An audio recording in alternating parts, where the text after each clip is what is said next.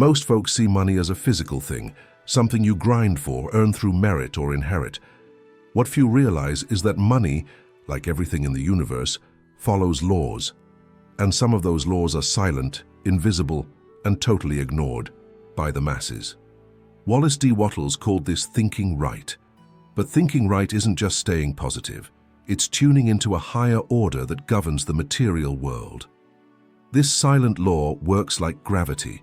You don't need to believe in it to feel its pull. Doesn't matter if you dismiss, mock, or ignore it. It keeps doing its thing. Respect it, and it works with you. Break it, and it checks you. This invisible machinery doesn't care about your desperation or brute effort. It responds to your mind's frequency, the quality of your intention, and how aligned you are with the natural flow of creation. Wattles taught that wealth doesn't come from competing, it comes from creating. It's not about taking from someone else, but tapping into a field where everything already exists in potential. That field, the original substance, is everywhere, shaped by focused, sustained thought infused with faith. The silent law of money kicks in right there. It activates when your mind stops chasing and starts generating. People who just react to life, bouncing from debt to debt, crisis to crisis, get trapped in a loop that screams scarcity. Their minds stuck in survival mode, not creation mode, and this law picks up on your dominant vibe. That's why money often slips through the fingers of those who want it most. It's not the desire that's off, it's the way they're chasing it, out of sync with the law. The secret is realizing there's a bigger order at play, one that doesn't reward the loudest shouter, but the one who tunes in with precision. In this setup, money stops being the goal and becomes a reflection. And when that invisible machinery starts moving in your favor, everything around you shifts. Ideas spark, paths open, people show up. What once seemed impossible becomes inevitable, quietly. Wallace D. Wattles spoke of something as old as the universe, but as overlooked as a well-kept secret. The existence of an original, formless substance, present everywhere, responsive to human thought. From this substance, everything that exists was created and still is. It's where the real power to prosper hides, a power that doesn't rely on luck, inheritance, or connections, but on mental alignment with this invisible source. According to Wattles, when you form a clear image of what you want, held with faith and charged with real feeling, that image gets imprinted on the original substance, like a seed in fertile soil. And that substance, in response, starts orchestrating circumstances, opportunities, and connections to bring your mental creation into reality. The mind is the mold, the substance is the material, and the universe is the silent builder. This idea echoes ancient spiritual truths. When Genesis says God created everything with His word, it's more than a metaphor. It's proof that creation always starts in the invisible, with intention, vibration, and direction. The original substance is like a responsive field. It's formless, but takes the shape of the mind that directs it with clarity and conviction. Most people, though, never tap into this field. They're stuck on what their eyes see, what their hands can touch. They don't get that the money they see is just an echo of something that started in the invisible realm of consciousness. So instead of creating, they compete. Instead of generating, they consume. Instead of planting mentally, they live in the scarcity of urgency. What sets apart those who manifest wealth from those who just wish for it is this connection to the creative substance. When you see your thought as a tool for creation, not just analysis or judgment, you take control of the flow, and money starts showing up not as the result of blind hustle, but as a response from an invisible field that quietly always answers. Those who know how to speak to it, with images, faith, and consistency. In the visible world, money seems to follow numbers, effort, and logic, but in the invisible plane, the one that really drives the flow of prosperity, it responds to frequencies. This is one of the most powerful and least understood silent laws. Money doesn't go to who works hardest, it goes to who vibes in the frequency of abundance. Wallace D. Wattles was crystal clear. It's not effort, but the kind of thought that shapes the invisible substance. That thought, though, isn't neutral. It carries an energetic charge, a specific vibe that sends signals to the creative field. The mind, in this sense, is like a transmission tower, and what it broadcasts consistently through images, feelings, and beliefs starts showing up in the outer world as reality. Picture two people with the same job, same paycheck, same education. One keeps pulling in opportunities, thriving with ease. The other's always strapped, even when they grind harder. The difference, their inner frequency. The first vibes confidence, gratitude, vision. The second vibes fear, lack, and survival. And the field silently responds not to what you want, but to what you believe is real. This principle is more spiritual than mechanical. It's not about thinking positive for a few minutes and expecting miracles. It's about cultivating a consistent inner state, an emotional atmosphere that holds the right field. Money is drawn to environments of clarity, confidence, and order, and it steers clear of confusion, anxiety, and emotional chaos. That's why so many sabotage their own prosperity. They want money but tie it to pain, guilt, or fear. Without realizing it, they vibe rejection to what they're trying to attract. The fix? Raise your frequency before the harvest. Feel prosperous before your bank account shows big numbers. Align your thought and emotion with the certainty that the source is abundant and the response is inevitable. The universe doesn't read words, it reads vibes. And when your vibe locks into the frequency of abundance, any action you take, whatever it is, hits harder, because it's not coming from desperation, but from creation.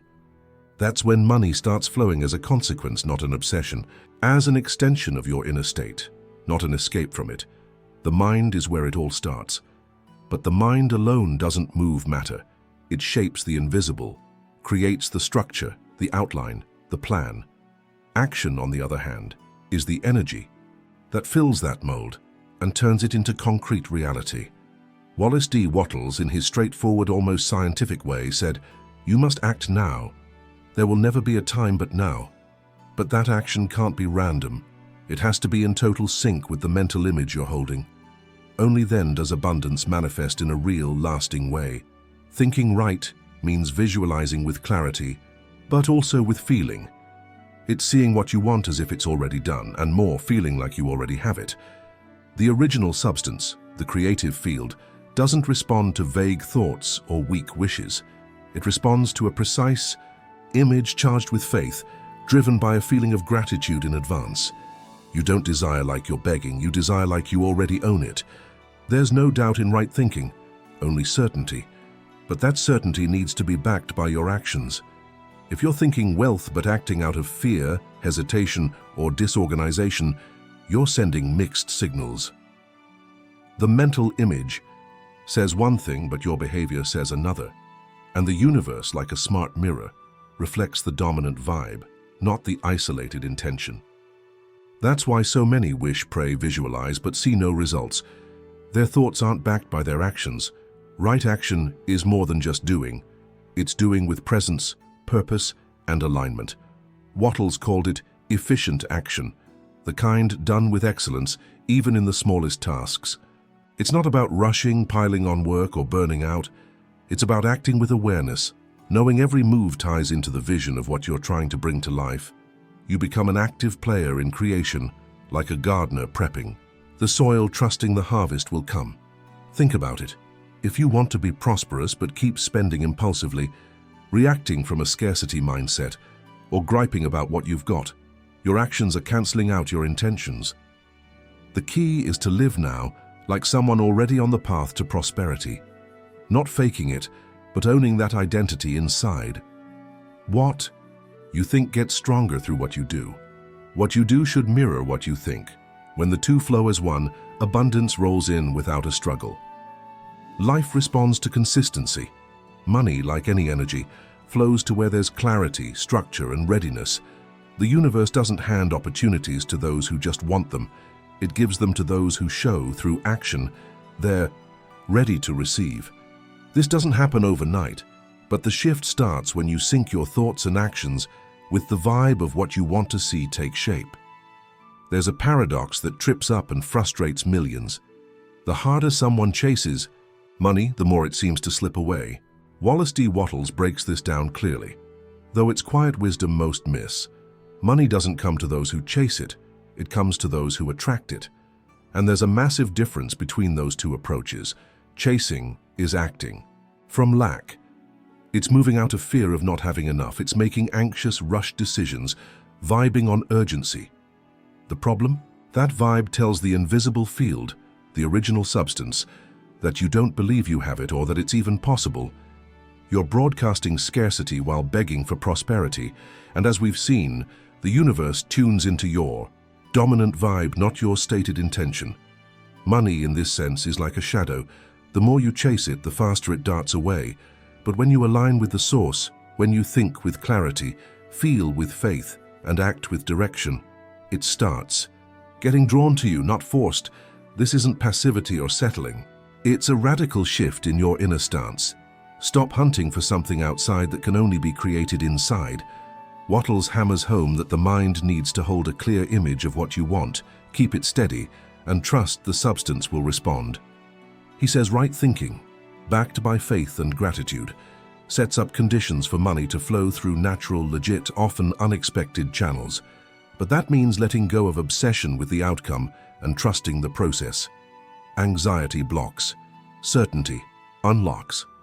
The mistake in chasing money is that it puts money above you, like it's the prize, the god, the savior. But when you get that you're a co-creator, that your thoughts have power, that the substance responds to you, everything flips. Money stops being the end game. It becomes a reflection of your inner state. This flip in logic, stopping the chase, and starting to attract, changes your relationship with prosperity. You go from being a vibrational beggar to a conscious magnet. Money comes not because you're running after it, but because you've become the kind of person it recognizes as a receiver, mentally, emotionally, and spiritually. There's an unwritten but foolproof law in the invisible world of prosperity. Abundance only flows in where there's room for it to settle. This principle, often called the law of the vacuum, is one of the quietest gears of money and transformation. Wattles doesn't name it outright, but his whole teaching revolves around this logic. To receive something new, you've got to let go of what's no longer serving you. In the physical world, this is obvious. You clean out your closet for new clothes. You organize a drawer for a valuable item. But in the realm of the mind, emotions, and finances, people cling to excess, old beliefs, toxic habits, emotional debts, commitments that don't make sense anymore, and they still expect the new to show up. But the universe doesn't force its way in, it respects the boundaries you keep. Wattles teaches that creative thought needs clarity and space. If your mind's cluttered with doubt, anxiety, resentment, or attachment to the past, it can't hold the image of what you want. The original substance is shaped by clean, intentional, strong thoughts. So letting go of the old isn't loss, it's preparation. You don't release because you're empty. You release because you know something bigger's coming. This applies to money too. Many hold on to stagnant income sources out of fear of change.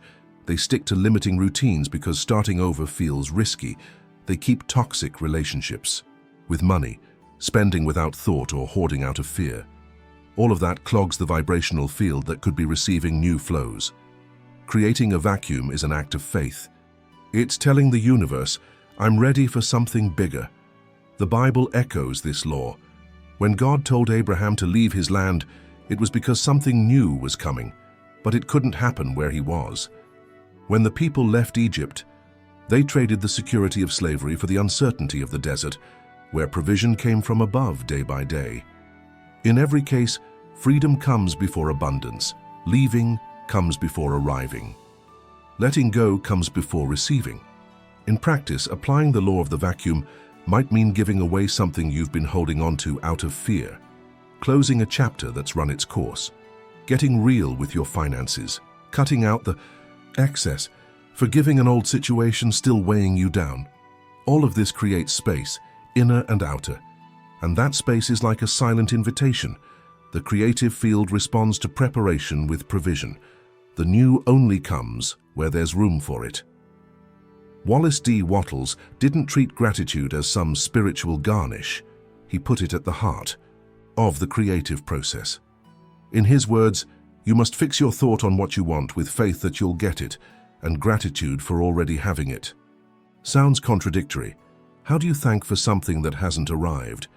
But that's exactly where gratitude's hidden power lies. It's not a response to what you have, but a vibe in tune with what's already taking shape. True gratitude, the kind that hits hard, is a silent act of faith. When you give thanks for something you can't yet touch, you're telling the invisible substance, "I trust the answer so much, I'm already celebrating its arrival." That vibe is one of the highest frequencies you can tap into. Wattles compares it to the creative substance itself, which works quietly but in an orderly, steady way. Gratitude is just that, conscious cooperation with this universal order. A lot of people think they're grateful, but their gratitude is conditional. They only give thanks when something good happens, when they get what they want. But creative, gratitude doesn't wait for the win. It comes first. It preps the field. It clears the mind and melts anxiety.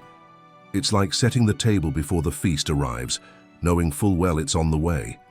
This mindset shifts everything. When you're grateful, you focus on what you have, not what's missing. And where your focus goes, your energy flows. Where your energy flows, creation happens. Wattles said, "A mind steeped in gratitude becomes more receptive, clearer, stronger." Doubt, fear, and scarcity can't survive in that vibe. Gratitude dissolves them. The Bible backs this spiritual frequency time and again. Before multiplying the loaves and fish, Jesus looks up and gives thanks, not for the lack, but for the seed. He acknowledges what's there, and that opens space for what's coming. Paul tells the Thessalonians, "Give thanks in all circumstances, not just in the wins, but in the process, the quiet moments, the delays," because gratitude isn't a reaction, it's a stance. In practice, strategic gratitude takes intention. It's not about rattling off vague reasons. It's about deeply vibing with what is and what's on its way. It's starting your day picturing your goals as done and thanking for them with conviction. It's ending your day noting progress, even if it's small. It's giving thanks not just for the money that came in, but for every idea, connection, lesson, or step forward. All of it signals flow, and the universe amplifies what you recognize. Wattles warned, constant complaining, even if it's subtle, blocks the creative flow. Complaining says the universe messed up.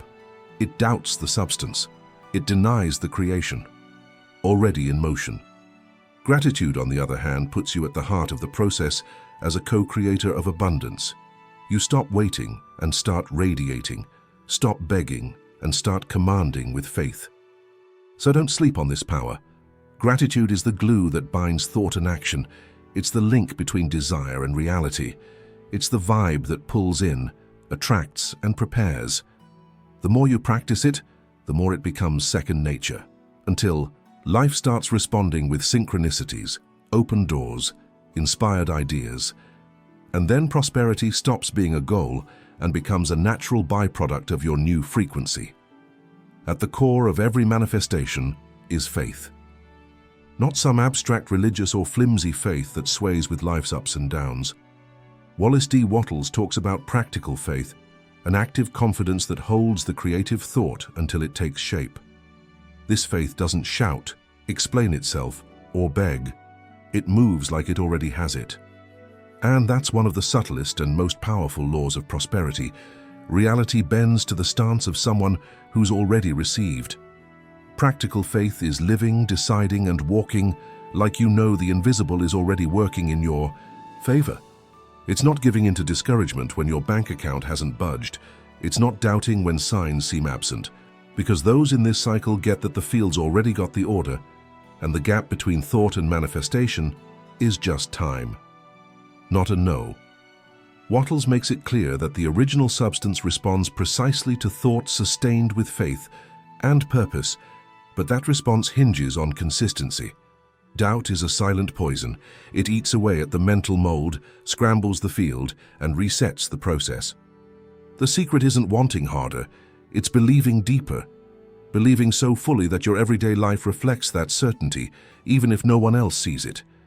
This practical faith shows up in real ways.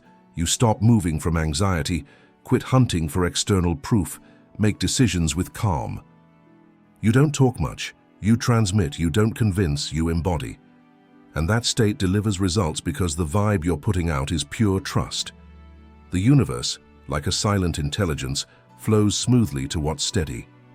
The Bible describes this faith as the assurance of things hoped for, the conviction of things not seen, Hebrews 11:1. It's Abraham's faith, leaving without knowing where he was going. Noah's building an ark with no rain in sight. Joseph's pressing on even in prison. It wasn't hope, it was stance. And money, prosperity, and opportunities respond to that stance like it's second nature. Living in this cycle is more than staying positive. It's becoming an extension of creation. It's walking like you already have it, spending like you know more's coming, working like you're already on the right path. That's not arrogance, it's a vibe that matches what you want, and when that trust locks in, the field starts to open. People show up, doors unlock. What once felt far off was just waiting for you to stand like you already owned the answer. There's a reason prosperity flows naturally for some while staying stuck for others, even when both have talent and desire.